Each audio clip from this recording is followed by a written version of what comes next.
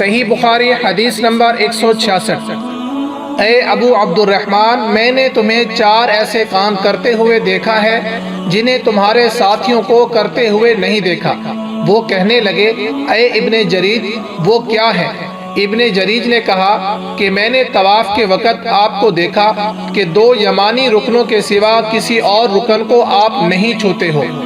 دوسرے، میں نے آپ کو بستی جوتے پہنے ہوئے دیکھا، اور تیسرے میں نے دیکھا کہ آپ زرد رنگ استعمال کرتے ہو، اور چوتھی بات میں نے یہ دیکھی کہ جب آپ مکہ میں تھے لوگ ذی الحجہ کا چاند دیکھ کر لبیک پکارنے لگتے ہیں اور حج کا احرام باندھ لیتے ہیں، اور آپ 8ویں تاریخ تک احرام نہیں باندھتے۔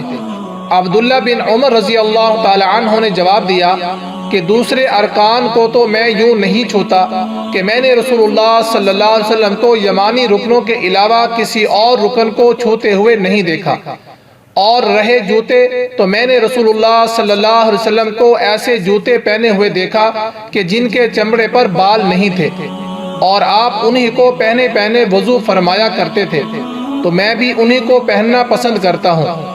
اور زرد رنگ کی بات یہ ہے کہ میں نے رسول اللہ صلی اللہ علیہ وسلم کو زرد رنگ رنگتے ہوئے دیکھا ہے، تو میں نے بھی اسی رنگ سے رنگنا پسند کرتا ہوں۔ اور احرام باندھنے کا معاملہ یہ ہے کہ میں نے رسول اللہ صلی اللہ علیہ وسلم کو اس وقت تک احرام باندھتے ہوئے نہیں دیکھا جب تک آپ کی اونٹنی آپ کو لے کر نہ چل پڑتی۔ صحیح بخاری حدیث نمبر 167۔ رسول اللہ صلی اللہ علیہ وسلم نے اپنی مرحومہ ساتھزادی زینب رضی اللہ تعالی عنہ کو غسل دینے کے وقت فرمایا تھا کہ غسل دائنی طرف سے دو اور اعضائے وضو سے غسل کی ابتدا کرو۔ صحیح بخاری حدیث نمبر 168۔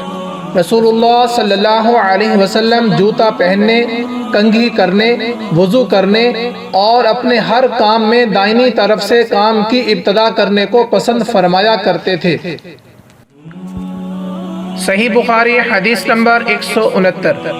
میں نے رسول اللہ صلی اللہ علیہ وسلم کو دیکھا کہ نماز عصر کا وقت آ گیا۔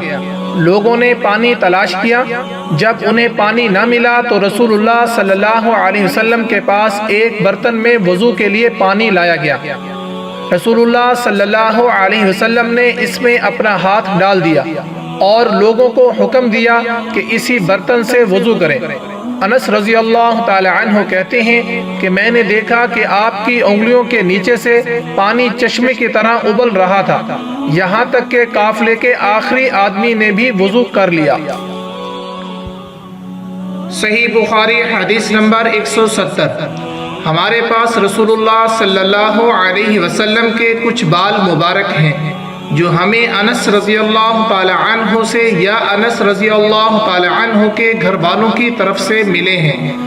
یہ سن کر عبیدہ نے کہا کہ اگر میرے پاس ان بالوں میں سے ایک بال بھی ہو تو وہ میرے لیے ساری دنیا اور اس کی ہر چیز